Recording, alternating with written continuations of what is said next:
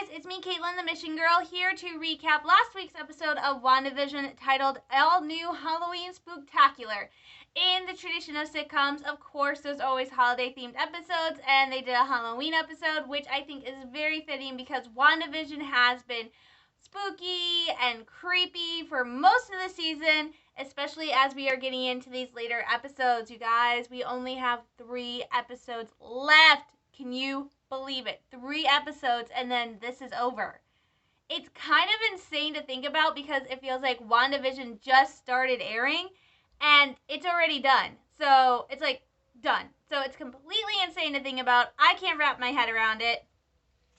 So anyway, on to my recap. I know it's getting up late, but I am in school full time, as you all know. And this is week 6, so I've mentioned this at Davenport. Some of the classes are actually 7 weeks each, so I actually have a class that is 7 weeks. I have one class this semester that is full 15 weeks. My others are 7 weeks each, so I have one 7-week class right now, and it ends next week. And so this is technically my finals week for that class, week 6, so I have been rushing around like a chicken with my head cut off to wrap up a massive group project. On top of that, I also have an ethics paper due for my data class, which is the full semester class. So I'm this whole week has just been like, I also left my job this week at Bath & Body Works to focus on school and attempting to get an internship. So hopefully that will give me some free time to wrangle around. We will see, because after next week, I actually start going to 3 classes, 2 7 weeks, and my 15 weeks. So I'm going to be a little busy bird until April, and then at the start of May, I start summer term, and hopefully we'll have an internship. But like I said, hopefully I can get this, and as of right now, I'm going to finish doing WandaVision. So, the recap for the all-new Halloween Spooktacular. I have noticed the recaps for the episodes, the look-backs, are kind of getting interesting. Last week, they did the recap when they looked back and they talked about Wanda immediately after banishing Geraldine. In the episode, I mentioned this, Wanda said Geraldine had to go home, and in the recap, she said Geraldine didn't belong. So that's interesting. And in this week's recap, they, when Wanda talks about Pietro, they actually show scenes from Age of Ultron, which means we don't see Evan Peters, we're seeing Aaron Taylor as Pietro and not Evan Peters. So that was kind of interesting, but it does fit with the fact that, as Darcy says, she recast Pietro, and it's so clear that to everybody that is Pietro, but it's not Pietro, so it's a different version. So it's very interesting. Oh my gosh. Okay, so other news really quickly. Last week's episode was about 38 minutes. There is a rumor going around saying that Kevin Feige has confirmed it. As always, don't say I know what I'm talking about. But apparently the last 3 episodes of WandaVision are going to be about an hour each, which is kind of cool. I do kind of miss a 30-minute format, but I guess with everything to pack into these final 3 episodes, they do need a longer format, so it can't be like the earlier episodes where they could get away with doing like about a 30-minute episode. So that's really cool. Also, this week's episode, All New Halloween Spooktacular, I did not recognize what show it was inspired by. I was really good with the first, the ones recognizing that, episode 1, that was clearly like I Love Lucy, Dick Van Dyke. Episode 2, very clearly, Bewitched. Episode 3, that was Brady Bunch to the 10th degree. And then last week's episode, that was definitely like a little bit of Full House, Family Matters. This week, I could not place what show had inspired the episode of WandaVision. So when I watched a bunch of different reactors, which I always do because I love watching their reactions to the episode, they, for the most part, they all very quickly started out the minute the opening credits aired that it was Malcolm in the Middle. That explains why I did not get this. Earlier when I started talking about these, I pointed out that I actually don't watch a ton of sitcoms. I've watched mainly older sitcoms, and I have not really watched any modern sitcoms, and I never watched Malcolm in the Middle. So I had seen clips of Malcolm in the Middle, but I had never actually sat down and watched it. I was never interested in Malcolm in the Middle, so that is why I did not recognize the inspiration for this week's episode, because I have never seen Malcolm in the Middle. So it makes total sense. Next week's episode, even though I have never seen it, I easily identified next week's episode's inspiration comes from Modern Family. That is another sitcom I have never seen because I am one of those people who I have trouble getting into sitcoms. And Modern Family, I understand it's hugely popular. It's a really great sitcom. I never really got into it, so I've never really watched Modern Family. So that's going to be interesting for me seeing it next week. But just like last week's episode, because these are two sitcoms I've never seen. So it's going to be fun and interesting. But it's Halloween, and it's really cute seeing Billy wearing his costume for Halloween, and it's not just any costume. I actually freaked out because I immediately recognized the costume. That is the costume in the comics that Billy wears as Wiccan. So it was really, really cool seeing them bring that in and seeing his band and getting to see him and Tommy a little bit more and seeing these personalities. It was just really cute to see that Billy's kind of more serious and like a little bit kind of not quite cool, like a little bit of a dork. And then Tommy's like, woo, party on! And I'm like, wow. It was just really cool. And I think the two young actors who are playing them are doing an amazing job. Especially since I'm not sure how many people who have gotten into the MCU have read the comics. I know for myself, I've not read the comics, so I had to do research about these characters. But based on, also from what I remember what the research had done, it seems like they're pretty much spot on in terms of the twins' personalities. Pietro in this episode, he is a crazy, mad, fun uncle. He scares the boys, chases the boys. Billy basically calls him a man-child, and that is so fitting. Quick note, I did not see the X-Men movies in which Evan Peters played Quicksilver, so I am not sure if this version of Quicksilver he is playing in WandaVision is true to the Quicksilver from the X-Men movies that Fox released. Blind Wave and I think another reaction group I watched, they said that he is staying true to the character Pietro. Well, in X-Men he was called Peter, not Pietro, but he's staying true to that character Quicksilver from X-Men, which, like I said, I didn't see those movies, so I don't know. So if you guys have seen X-Men, let me know down below if Evan Peters is playing Quicksilver as he portrayed him in the X-Men and just brought that over to the MCU, which is really fun. Wanda appears, and this makes me so happy. She is wearing her costume from the comics, that Scarlet Witch costume. As someone pointed out, it makes sense why they weren't using the comic costumes in the MCU.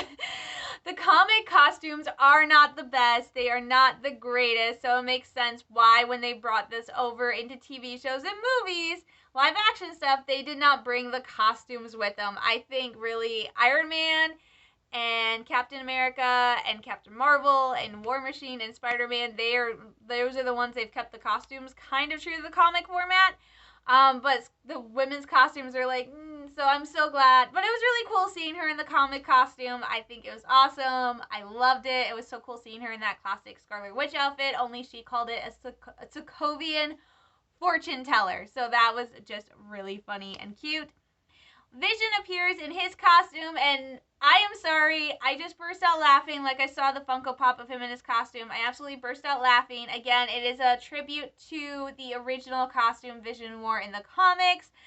It is absolutely hysterical, but he reveals that he is actually dressed as a Mexican wrestler because apparently Wanda has a thing for Mexican wrestlers. But things are still a little bit tense, carried over from last week's episode.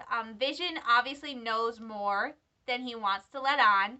And I think Wanda knows that he knows more, but they don't want to say anything in front of the boys. They don't want to cause a scene. So things are just tense, and they're just trying to, like, haha. They do flirt a little bit, but Vision is still, I think, kind of irked with Wanda. Like, he still loves her. He's not going to stop loving her. I think Vision gets that something has happened to Wanda, and she's just, like, trying to deal with it, and this is the only way she can. And I really do think he does believe her. He's finding it hard, but I really do think he does believe her that Wanda doesn't know how this happened. So, again, I'm stressing that Wanda doesn't know how this happened or why it happened. It just happened. So, even though Wanda's like, you have to come with us to trick-or-treat, Vision says he's going to go out, do the neighborhood watch, and patrol. He's definitely turned into the lame dad. I'm sorry. I still think Vision is one of the coolest characters ever. I still think he's one of the coolest Avengers ever. But he has kids now, and he has turned into a lame dad. I'm sorry. This is what's weird. This is what happened to Tony Stark to a certain degree. With Peter and later with Morgan, Tony Stark definitely kind of became that lame dad. A cooler version of a lame dad, but Tony Stark was still kind of a lame dad. An overprotective, but still lame dad. Vision has taken that, only taken out the coolness, and is now just the lame dad. So where Tony was like lame dad but still cool, Vision is just lame dad minus the coolness. So I'm just sitting there going, oh my gosh, Vision had twins and he is suddenly like doing dad jokes. He is completely lame. He is like so embarrassing. But he's still like an Avenger. He's still cool, but he's still lame. And in my head I'm going, wait, is this what Clint is like with his kids? Is Vision just Clint? Like Clint has his kids. Is he Clint the lame dad when he's not being a superhero? So when Vision's not saving the day, is he like Clint and just being like the lamest dad on the planet? I'm sorry. I'm just like I'm still trying to wrap my head around the fact that Vision is a lame dad.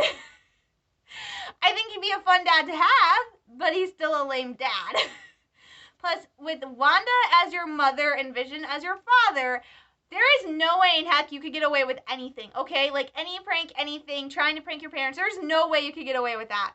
So, like, that's out of the picture. Like, you cannot, pranking denied, you cannot prank Vision or Wanda if you're their kid, which would stink. But, anyway, getting off topic, back to the story. Wanda, of course, is kind of upset that Vision's kind of pushing her away, but Pietro's there, goes, bah! I will admit, I jumped like 3 times during this episode. I watched it again yesterday, and I still jumped 3 times. Thank you, Pietro. He has decided that he and Tommy are going to go prank the neighborhood, but Wanda's like, you don't even have a costume.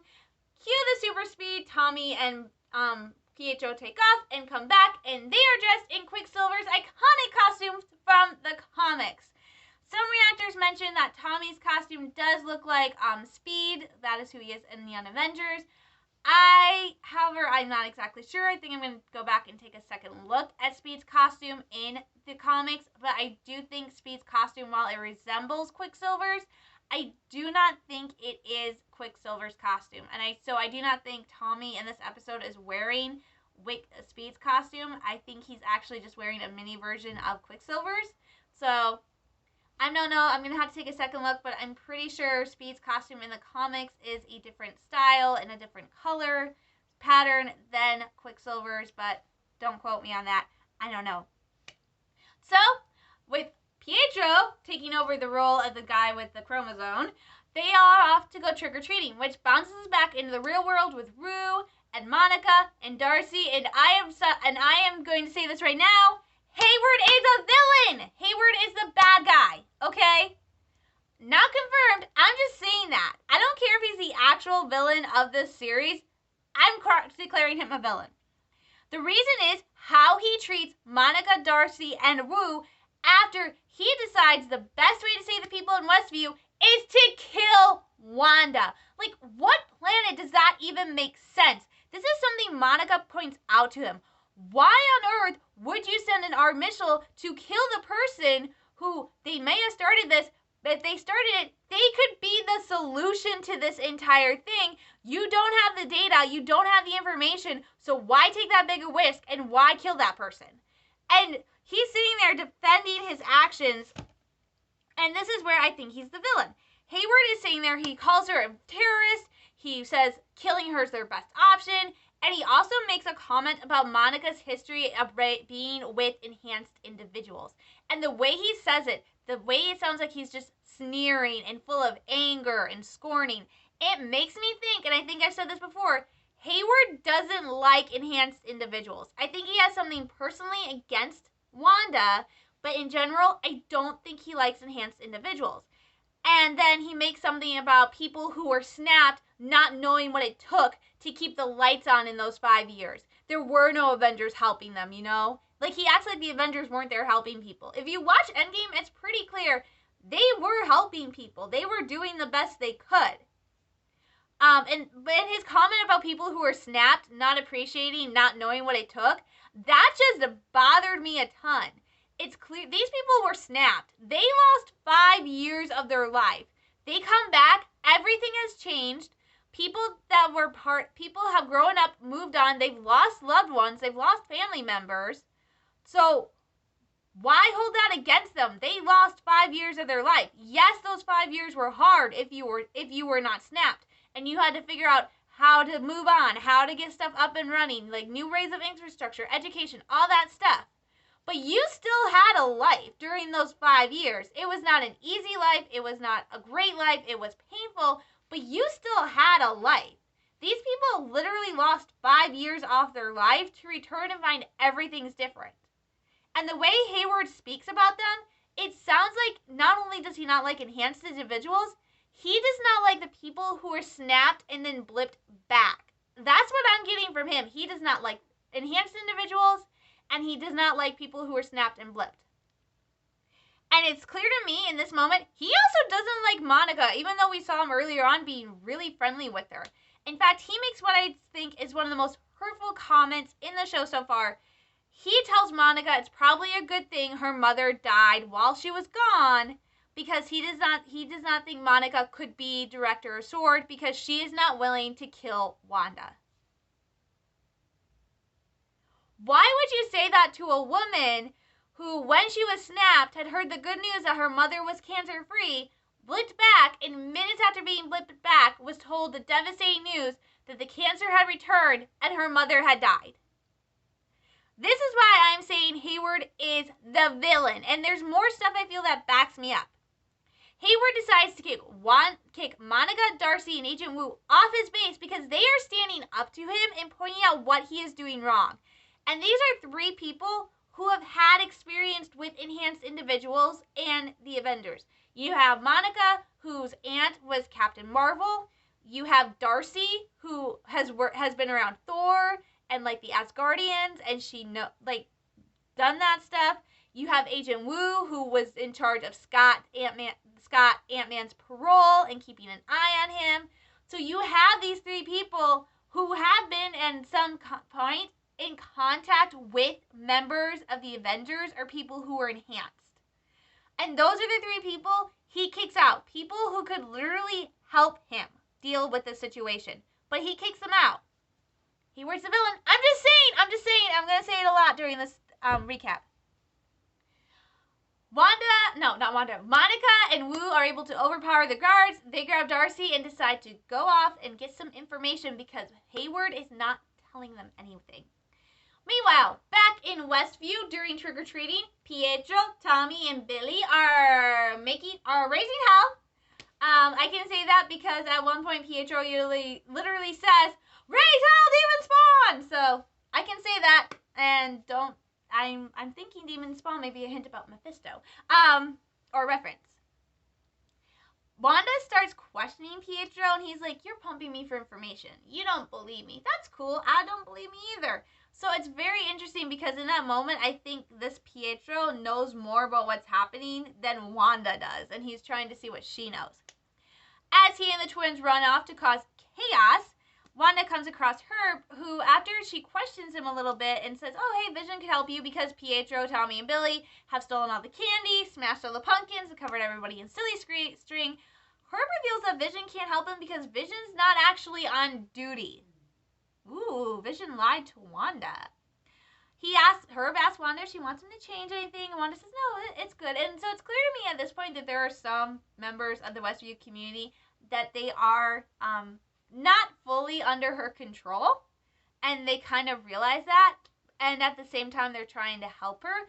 So it makes me think maybe Herb and Agnes know that something's up and something's going on, and that yes, Wanda is doing this, but maybe because they know her and they know who she is, maybe they kind of understand it. So maybe that's why.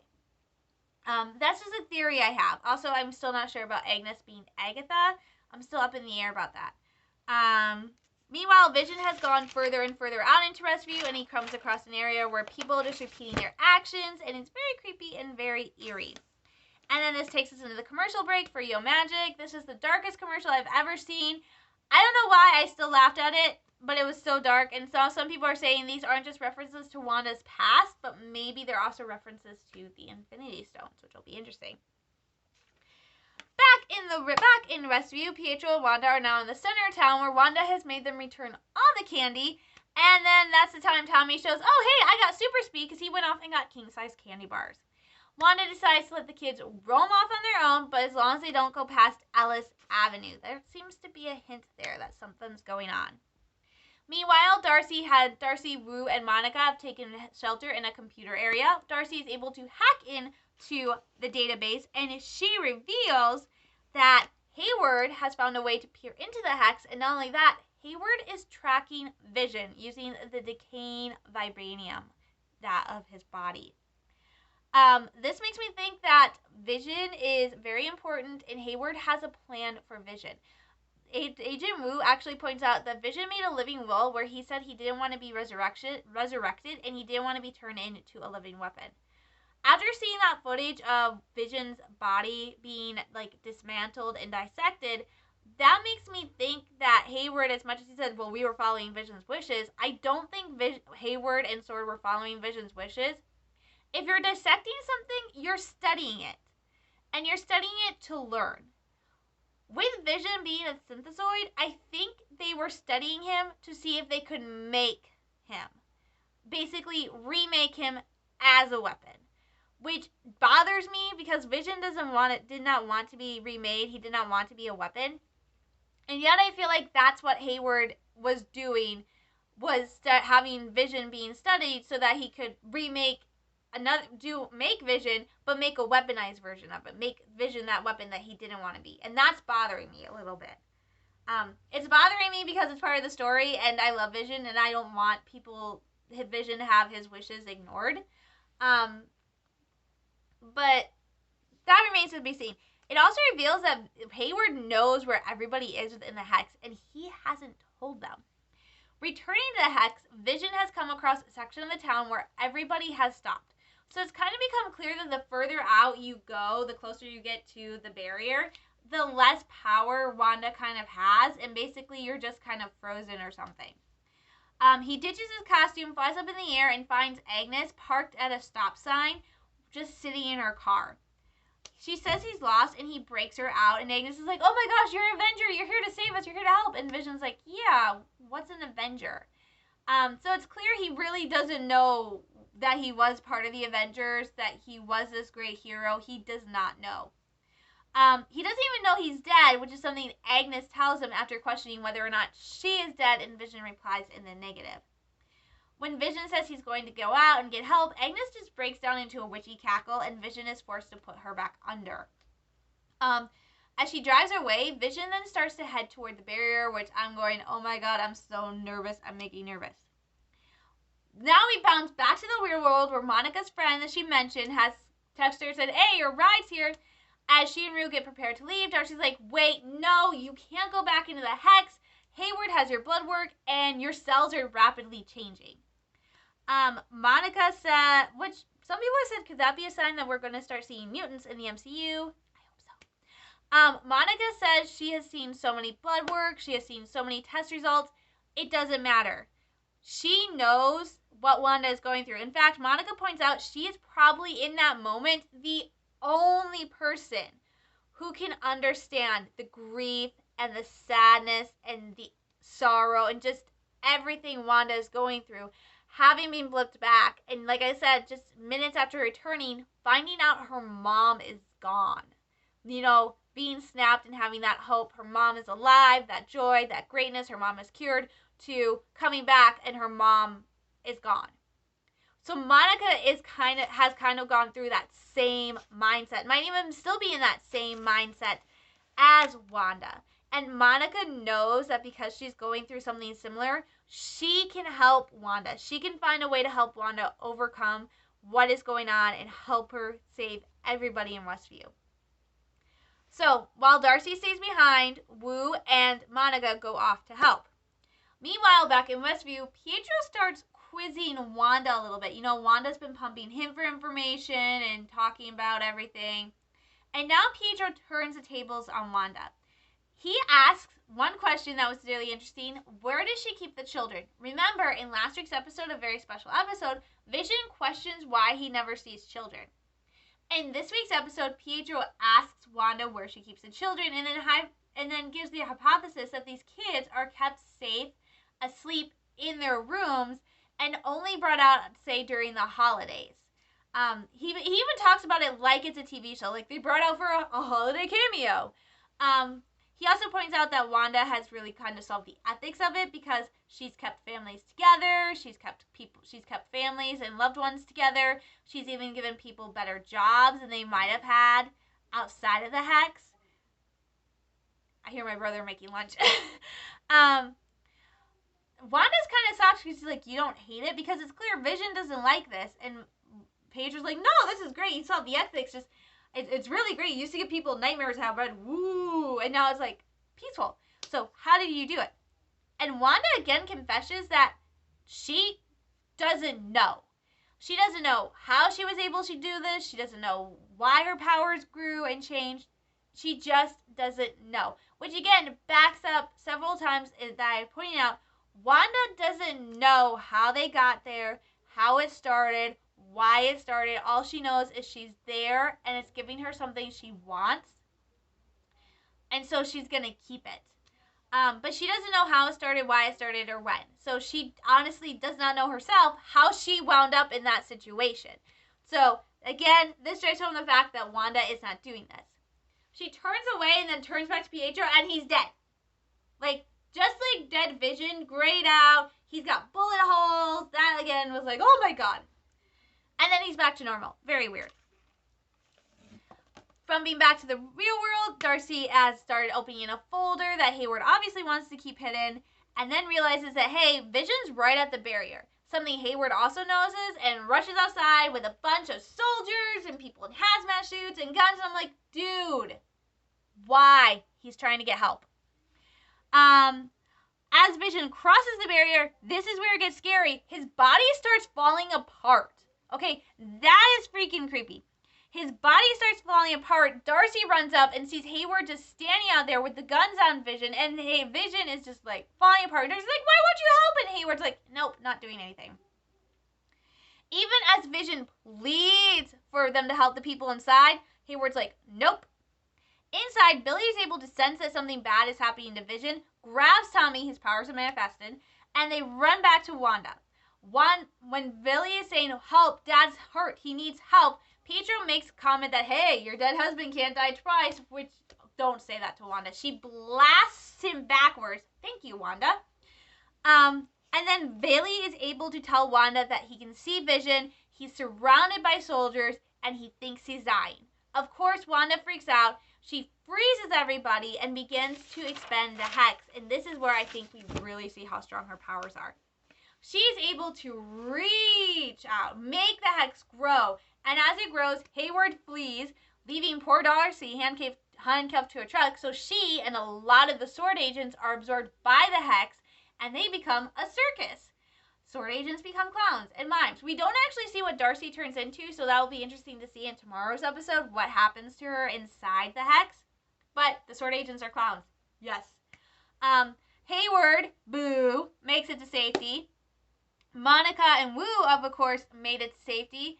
And that is where we left off. And I was so frustrated. I was yelling at my TV. My mom's like, what's wrong with you? And I'm like, they left off at the worst part. So, my takeaways from this. Once again, who is Pietro? Because I don't think it's actually Pietro. I don't even think it's the Pietro from a different universe. I think it's somebody else. So, who is Pietro? That's the big question I have. Because I don't actually think it is Pietro. Whether X-Men, Quicksilver, or MCU. Again, Hayward is the bad guy in this, at least one of the bad guys, and I think he is looking to rebuild Vision, maybe create a new Ultron, which is only bad news. But I think that is what Hayward is trying to do, and maybe that reference to Pietro in the beginning from Age of Ultron, maybe it just wasn't a reference to how Pietro looked originally, but also a reference to Ultron, and maybe Hayward's trying to build it. And again, I will say this as many times as I want, Wanda is not the villain here. I do not think Wanda is the villain. I do not think she is to be blamed. For one thing, when Vision asks for help, I don't think he is just referring to the people of Westview. I think he is also referring to Wanda and the twins. Like, he knows Wanda needs help, and he's there asking for her to get help. So I do not think, still to right now, Wanda is a villain. I think she is a victim, and she is being just as having a hard time as everybody else. So that is my recap for this week. It was a lot longer than I thought it was. So I'm going to log off. You guys tell me down below in the comments what you think of this week's episode and what you think about my theories. Also, leave me a thumbs up and click subscribe. I gotta get going, so I'm sending you all lots of love, hugs, and prayers. Stay safe, stay sane, stay healthy, and I will talk to you soon. Bye!